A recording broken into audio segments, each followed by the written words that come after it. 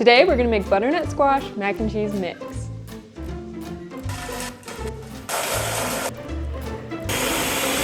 So I love butternut squash, and I think in the mac and cheese it just works so well. It's so good. So we have our freeze-dried cheese, some freeze-dried onions that have just been cooked till translucent a little bit. And we have right here a perfectly diced onion. Our butternut squash that's powdered, and our whole milk that's been freeze-dried.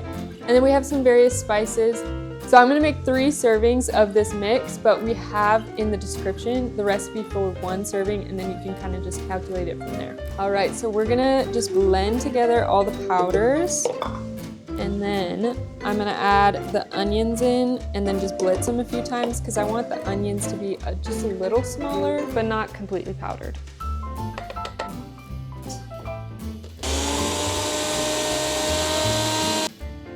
This blender doesn't get the size as well as I had hoped, but we're gonna roll with it.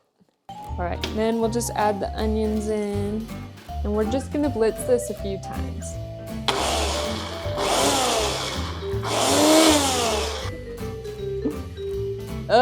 The blade is too high. I need it different.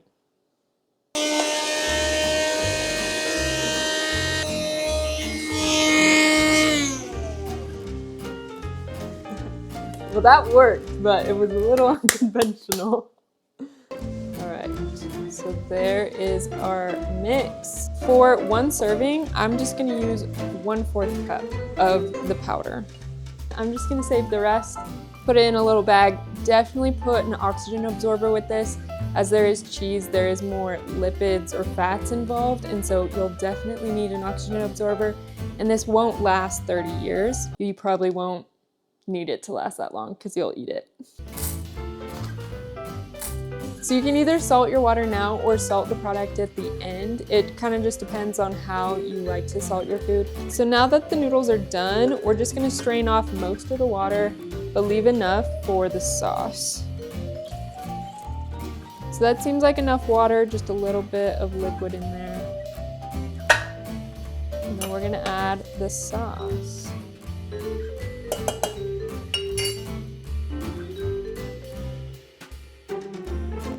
I like to go until the sauce starts to bubble a little bit because that's when you know the water is more absorbed and it's almost done. So this is when I like to add the salt. You can add it whenever, but it definitely needs salt just because plain, it is not that good. I like to add Cajun seasoning because the spice really balances out the sweetness from the butternut squash. All right, let's give it a taste. It's really hot, hold on. So this tastes divine, and it's a really great way to hide a few more vegetables into your diet or your kids' diet. And yeah, this is definitely one of my comfort foods. You should try it. Have a good day.